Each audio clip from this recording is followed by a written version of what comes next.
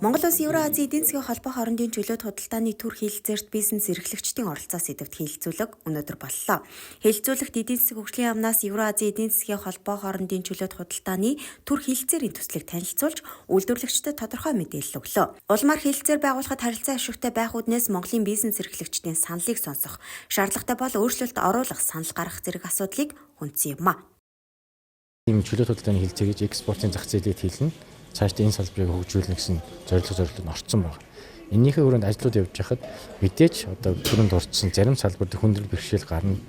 Энэ хэлэлцээ бол хоёр талын эрх ашигыг нийцсэн үед байгуулагдах худалдааны хэлэлцээр нөгөө талдаа бас биднес энэ саналууд ийм саналууд гарч цаашаа үргэлжлүүлээд ажилланаа. Эргээд нөгөө харилцан ашигтай энэ зарчмуудаа одоо тохирч чадаагүй байна. Энэ дээр бол шүүмжлэлтэй хандж байна. Нөгөөтэйгүр бас энэ хилцээр байгуулад явах нөгөө урт тулан дунд хугацаанд бас нөгөө үр өгөөж өгөх магадaltaй бизнес эрхлэгчдийнхээ эрх ашиг л одоо нийтлэхэрэндээ хамгаалж ажиллах болно гэдгийг л одоо бид нар хэлмээр байна. Монгол Улс Евразийн эдийн засгийн холбоотой худалдааны хэлэлцээр байгуулснаар Орос, Беларусь, Армени, Казахстан, Кыргызстан зэрэг 5 улстай хийх тодорхой нэр төрлийн бараа бүтээгдэхүүний худалдаа харилцан импортын татваргүй болох юм а. Улмаар манай улсын хүнсгүдээ аж ахуйн салбар дампуурах эрсдэл үүснэ гэж үндэсний үйлдвэрлэгчид үзэж байна. Тиймээс хүнсгүдээ аж ахуйн салбарын мэргэжлийн холбоод нэгдэн дээрх хэлэлцээртэй холбоотой мэдээлэл гаргаж шаардлага хүргүүллээ. Газар тариалан, гурлийн үйлдвэр бүгдээр дампууруулна. За сүүн бүтээгдэхүүн хэм бол сүү бол те Оросд бол Монголоос хоёр дахин хямдхан байна. Энийг оруулж ирэх манай сайлын фермчид бүгдээр дампуурна. Сүү босруулдаг үйлдвэр бүгдээр дампуурна. Тийм байна. За тэгээд гахаа дахианы аж ахуй ярчин чалга. Өндөгний аж ахуй ч гэсэн бүгдээр дампуурах магадaltaй байна.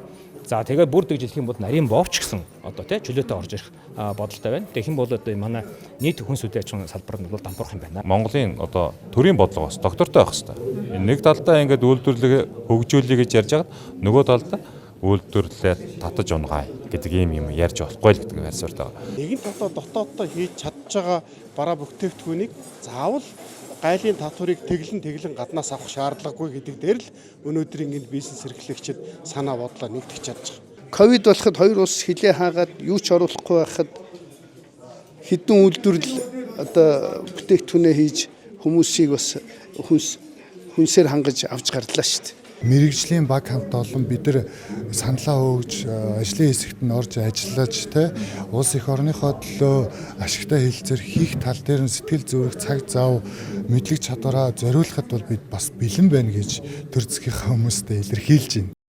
Монгол Улс Евразийн эдийн засгийн холбоо хоорондын чөлөөт худалдааны төр хэлэлцээр хийх явц үргэлжилж байгаа учраас хойшлуулах боломжгүй гэлээ. Тиймээс өнөөдрийн хэлэлцүүлэгт байр сууриа илэрхийлсэн аж ахуйн нэгжүүд саналаа Монголын үндэсний худалдаа аж үйлдвэрийн танхим дээр нэгтгэн эдийн засгийн хөгжлийн яамд хүргүүлэх, цаашид ажлын хэсэгт багтаж хэлэлцэлд оролцох боломж нээлттэй гэдгийг холбогдох албаныхан онцолж байна.